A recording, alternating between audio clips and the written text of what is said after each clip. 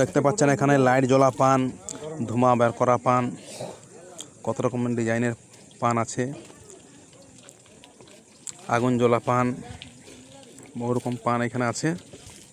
তো সেই পান আপনাদের দেখাবো এক এক করে, কত রকম মশলা দিয়ে তৈরি করছে, সেই পানকে কিভাবে খাওয়াচ্ছে সেটাও দেখাবো আপনাদের।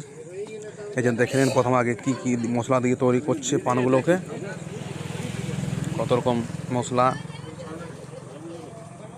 দিয়ে তৈরি হচ্ছে।